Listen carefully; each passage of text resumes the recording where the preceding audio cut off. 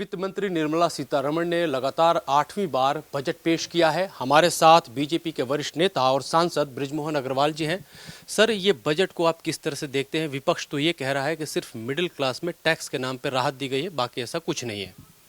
आप देखेंगे कि किसान क्रेडिट कार्ड में 3 लाख रुपए से लोन की सीमा को बढ़ाकर 5 लाख रुपए कर दिया गया है। जितने हमारे एमएसएमई, लघु और सूक्ष्म उद्योग हैं, उन उद्योगों के लिए 5 करोड़ की लिमिट को बढ़ाकर 10 करोड़ रुपए कर दिया गया है। साथ में किसानों के लिए 100 जिलों को विशेष जिले मानकर किसानों को खेती किसानी के लिए सुविधाएं उपलब्ध करवाई जाएगी। मत्स्य पालन के लिए, मछली पालन के लिए, साथ में हार्टिकल्चर के लिए। तो इस बजट को हम ये कह सकते हैं कि ये बजट इस देश की अर्थव्यवस्था को मजबूत करने वाला बजट है। आप जो कह रहे हैं कि मिडिल क्लास में जो 12 लाख जो है वो एक्सपेक्टेड, वो खुद भी नहीं कर रहा था कि इतनी छूट मिलने वाली है। दूसरी बजट में जो खास बात ये भी रखी गई है कि जो मैन्युफैक्चरिंग सेक्टर है, खास तौर पे जिस तरह से निर्मला सीतारमण ने जिक्र किया, खिलौने बनाने वाली जो इंडस्ट्रीज़ हैं, चमड़ा उद्योग है, उसमें जिस तरह से कहा गया कि उस पर फोकस करने के लिए, क्या अब भारत उस तरफ बढ़ेगा जिधर पहले चाइना की मोनोपोली थी?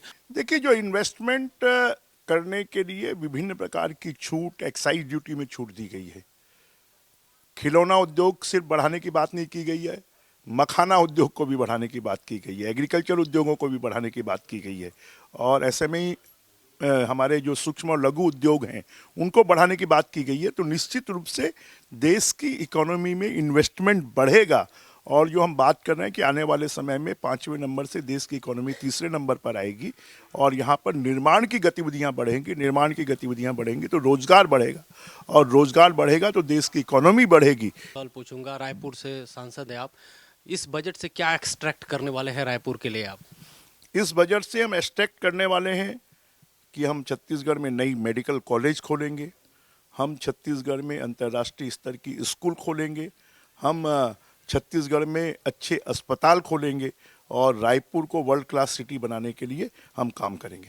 थैंक यू सर बातचीत करने के लिए। तो ये थे बृजमोहन अग्रवाल। खासतौर पर छत्तीसगढ़ को लेकर उन्होंने कहा कि नया एजुकेशनल इंस्टीट्यूशन हो, चाहे रोजगार के संसाधन हो, तमाम चीज़ें छत्तीसगढ़ के लिए भी आएंगे। कैमरा पर्सन रेहान खान के साथ मैं अमृत तिवारी, विस्तार न्यूज़, दिल्ली।